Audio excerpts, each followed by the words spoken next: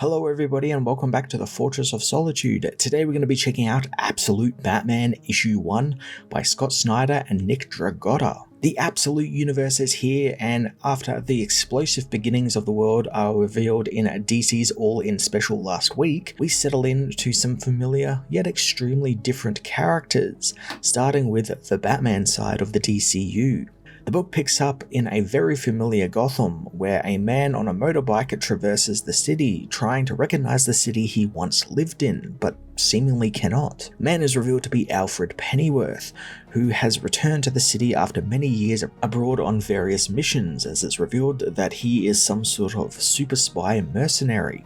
Right off the bat, Scott Snyder lays out the things that will be very different in this universe, and of course now we have super spy Alfred, who we've seen before in different iterations of the character. There's always that hint that he worked for MI6 or had something to do in, the war or something, depending on what era this Alfred is from. But I like that this is now what the character is. This is him first and foremost. He is not a butler. He is a spy mercenary for hire. On top of that, he is completely separated from Bruce. He has no ties to the man, at least for now, and appears to be our POV character, which is a really cool way to begin the series. It's a guy who knew what Gotham was and what its people were, and he's been away for a while and he's come back and everything has changed. Just like how in the Absolute Universe everything has changed. Everything we know or was familiar has changed to be something completely different. Anyway, Alfred is in Gotham for a mission, and after contacting his handler, he is told of the Party Animals, a gang that's raised the city's murder rate by 700%, among other things, and they aren't afraid to kill even children in Gotham. Alfred is there to gather intelligence on the gang, but not to interfere with their operations, and he's also told of a strange cloak being his agency has gotten glimpses of as well, and wants to be kept track of as well. Alfred gets to work, although he finds his bike, which was parked on the street outside of his new apartment, has been stolen, and that's a big deal because that had the coordinates to his target locations in its GPS, meaning he's already on the back foot and he's only just gotten into Gotham. As Alfred gets to work trying to track down his bike and learn a little bit more about the Party Animals, we head over to Croc's gym, where we meet this universe's Bruce Wayne, who is a hulking beast of a man. Bruce is training in the gym, obliterating punching bags, as we learn a little bit about his past and how he, along with his father and a group of school kids, go to Gotham Zoo, where their teacher, Thomas Wayne, tries to impart a lesson into the young Bruce about lions in captivity. Bruce thinks this pampered lion has the life that he wants, while his father thinks that this lion is actually being coddled. That means he won't ever amount to much, and this is a really interesting take on Thomas Wayne. Obviously, he's not, some billionaire medical practitioner. He's just a teacher, an English teacher, and he's obviously subtly hinting to his son not to become like the lion and actually be someone who will affect change in the world around you. It's a really neat warping of what we usually get with Thomas, where he just wants what's best for his son and he wanted to just help the people of the city, which is why he became a doctor. Thomas also hints at going to see a movie that night with Bruce and Martha later, a movie that he and Martha both met at, and if you know anything about Batman, something bad happens after they go to the theater. Bruce is pulled from his memory when he busts open one of the punching bags, upsetting the gym owner Waylon Jones, who is also an old childhood friend of Bruce's. I like the little character bits that Scott does with Waylon here, as he's constantly covered with snakes and crocodiles and stuff, and we learn that he really likes exotic animals and stuff, and he's got the hookup thanks to Oswald Cobblepot, another one of Bruce and Waylon's childhood friends, who gave him access to all of these exotic animals, maybe in some less than illegal ways, but I really like that. Oswald, Selena Kyle, Edward Nygma, Harvey Dent, all these characters were childhood friends together with Bruce. They went to his school, they were on that school trip with him to the zoo. I think that's really quite cool. However, thanks to some of them dabbling in some less than legal, shady stuff, Bruce is kind of cold to them, at least cold to Waylon, as Waylon invites him to come play poker with them, and he's just not interested because he has other things he needs to do, but he's also not very interested because they're doing illegal things, and he does not like that. What's really interesting though is while they're doing shady stuff, they still can tell where there is like a line to be drawn, because even Waylon states that he hates the party animals and what they are doing to the city, hoping that someone will come along and deal with them, and obviously we know someone will. So I kind of like this idea that they aren't villains per se, they're just people who are just trying to get by in life. They're blue collar people, more or less, and that's what Bruce is in this universe. He's not a billionaire playboy philanthropist, he's just a blue collar worker just trying to get by. And I really like it here when he busts the bag open and he agrees to pay for it. He can't pay for it right then and there, he has to wait for his next payday, which, as someone who works, a 9-to-5 job, I completely understand and completely relate with this Bruce Wayne, and I never thought I would say something like that. Across the city, we meet the party animals' leader, the Black Mask, who is meeting with Maroni and Falcone on his party boat. The gangsters want to know if the party animals are Roman's men, and if he's operating in the city, then he needs to kind of pay them respect, because as they both put it, they've been in the city for 150 years, and traditions are a thing for them, and they need to have respect given to them. It's the old mafia thing. So Black Mask seems to be pretty drastically changed here, as not only does he wear a very alien-like mask that's heavily implied to be his actual face and body, it's not just the face we usually get with Black Mask, it appears to be his body as well, but there's also hints at cult-like behavior, with the gang apparently being spread out all over the world in different sects, I guess they would call them, because there's like Maroni and Falcone hint that there's like a group that are just giraffes and a group that are just goats, so like different sects of like a cult sort of thing, which is quite interesting, and hopefully we get to dig into him a little bit more, because this is probably the most interesting Black Mask has been in some time. It's a complete reimagining of the character, and what we see of him a little later on in the book as well is just so much more interesting than, he's just another mafia guy who just happens to have a fucked up face. So on top of his gang activities, Roman Sionis also collects death masks made from imprints of people's faces after they have died, and he shows off a bunch of famous ones he has, like George Washington, Socrates, and all of these other ones. But then he also shows Maroni and Falcone that he has some relating to them, having actually killed Maroni's brother and Falcone's cousin, revealing this just before he has the two men killed, and killed in very violent ways. He has Maroni stabbed in the eyes by 2 knives, and Falcone is gruesomely strangled by, I think, what is implied to be a small child that Sionis is keeping around. I'm not exactly sure. The dialogue makes it sound like it's a small child, and the way it's drawn is kind of like a small child, or at least a very young woman.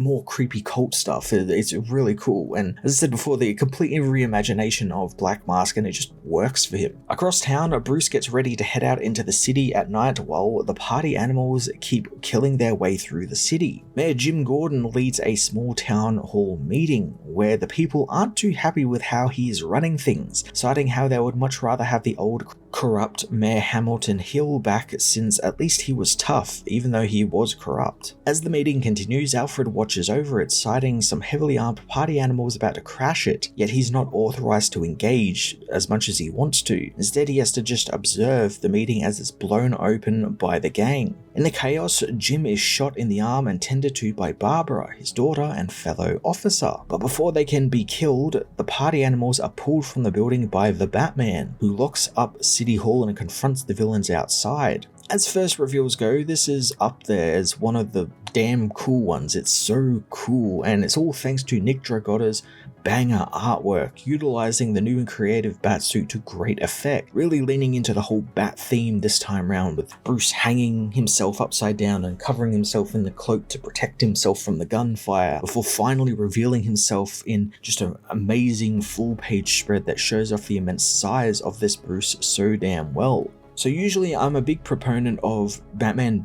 He's a ninja, so he has to be kind of wiry and slender and very lean. I don't really like when they do big burly Batman, unless it's like, Dark Knight Returns Batman, where it makes sense, he's an older man. And this is obviously very reminiscent of that, and it just somehow works. It just works for this version of Batman. And he makes short work of the goons, utilizing his cool new prehensile cape that he's able to walk on and make him look like a giant man in stilts. It looks really creepy, and it's such a cool use of this cape that we never really get to see used outside of being used as a flight device or like to hide him in shadows. This entire sequence is shown from Alfred's POV, and I love how he's just dissecting Batman, figuring out his fighting styles, what foot he favors, how he likes to punch, all the good stuff. This also gives us a chance to see what type of gear this Batman is working with, since he's not a loaded billionaire this time round. Bruce is just a city engineer working a blue-collar job, but that doesn't stop him from making some cool toys, very functional toys, like batarangs that are made from his cow ears that he can just rip off and throw at people, and the hidden arm blades that he uses alongside his martial arts to obliterate the gang in a bloody theatrical mess. But like a more traditional Batman, he does not kill, which Alfred finds surprising, especially for a city like Gotham where everyone seems to do that. The most interesting and anticipated thing about the Batman, though, for me, is it's revealed that he has this giant bat symbol on his chest, a bat symbol that everyone has made fun of. But it's not just something there as a symbol for the character or like as protection, as extra armor, as he can actually rip it off and it becomes a giant fucking battle axe, which he uses on a thug and cuts the man's arm off, all in a single swing, leaving him to go find a hospital. And I really like how casual Batman is about this, where he mentions there might be a hospital nearby, he can't really remember, but the guy should go and try and find one very quickly. I really like how brutal this Batman seems to be, but also how he adheres to the no-kill rule. He'll take a thug right to that edge though, and that's the point. He's trying to make the others around him fear, and it's all theatrics. And it's all to make them, so scared that they won't ever come back. And that's exactly what happens here as the others flee in fear. Only Batman is ready for that and takes them down by blowing up the stairs they run down, knocking them all out, something that even Alfred is impressed with. With the thugs down, Alfred confronts Batman, but the hero easily disarms him of his special shotgun and takes it for himself, citing that it seems to be quite dangerous and he wants it off the streets before disappearing. This puts Alfred on Batman's trail, and pretty quickly he discovers that Batman is Bruce Wayne, following the young Bruce around the city, from his job as a construction worker in the city's skyscrapers to his home, all while regaling himself and us with Bruce's past, where he grew up in Crime Alley, his mother being a social worker and his father a teacher. Only in a world created by Darkseid would we have a Bruce Wayne who grows up on Crime Alley. There's a real cool symbolism there where, obviously Crime Alley is where Batman was born, or is Batman usually born after the deaths of Thomas and Martha Wayne there. But I love this idea that Bruce just started there. He himself, was born there. I think that's really damn interesting. Alfred's digging continues, and he learns that when Bruce was in 5th grade, his engineering project of a collapsible bridge based on bat wings won him and his class a trip to Gotham Zoo, which we've been seeing in parts throughout the issue. And so it turns out this is the version of Bruce's Monarch Theatre and Crime Alley, origin, as a crazed gunman opens fire in the zoo, killing dozens as Thomas Wayne seals the kids into the bat enclosure to keep them safe, holding the door closed as he is gunned down by the man. This is a really neat change from the usual origin we get that still hits all of the same notes and adds some new interesting parts, like Bruce and his friends like Wayland and Oswald being there when Thomas is killed. So how does this change them? If this is what, drove Bruce to become Batman and changed him for life, what would it have done to the other people we haven't seen yet, like Oswald and Harvey and all of those characters? How would it have affected them? Alfred also learns that after this event, Bruce raged against the world, being arrested for various crimes before he settled back into school, gaining a football scholarship before being injured in his first week, which meant he had to give that up, which Alfred knows exactly, straight up, that that's all fake. He deliberately got himself injured so he could go, study chemistry and mechanics and history and all these different things, kind of start training his body. And I like that it's all being kept in Gotham. Usually we have Batman who travels the world, he goes and, meets League of Assassins, different thieves and all that sort of stuff to learn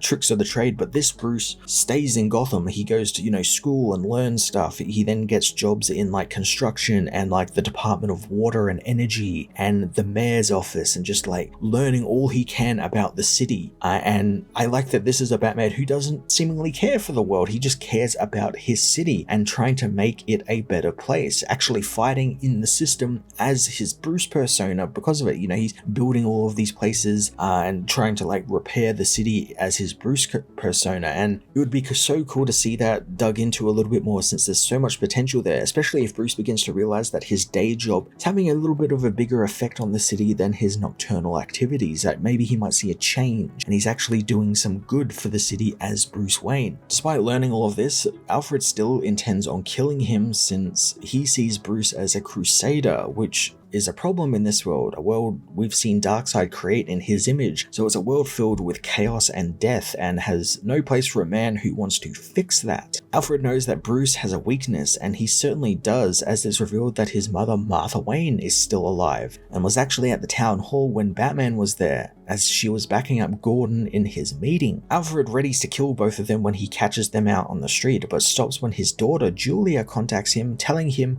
never to contact her again and to leave her alone forever.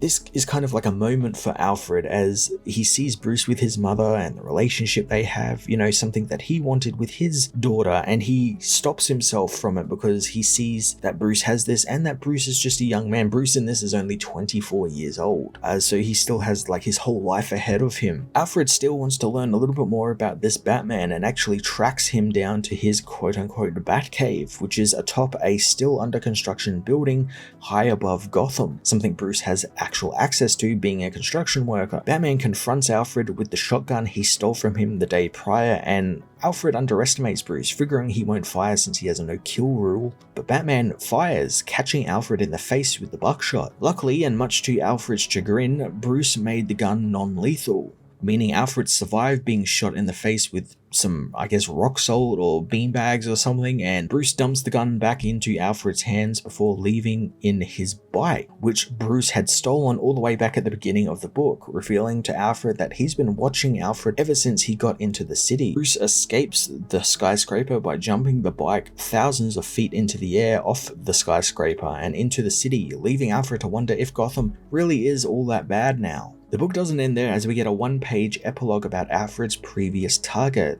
who he had been tracking for at least 5 years prior, before being reassigned to Gotham. We learn this target was lost in the Philippines to Alfred, and he tracked the man to Henry Ducard, who along with his League of Assassins seemingly trained the man, who then used the skills he gained from Henry to kill him and his League. This is where Scott drops his final page twist, and it's one hell of a twist, as the mysterious billionaire who trained with the League of Assassins and spent years traveling the world is revealed to be the Joker, one of the richest men in the world. On one hand, I was hoping Joker wouldn't appear just yet and we'd get, new creations or old Black Mask, reinvented characters who don't really get the spotlight, but this little tease that Scott gives us has me completely hooked. It's completely different than what I was expecting the Joker to be in this universe, and I just love that they've just made him Bruce Wayne. I think that's really damn cool. Makes sense for a universe created by Darkseid that everything would be kind of topsy-turvy, and yeah, of course,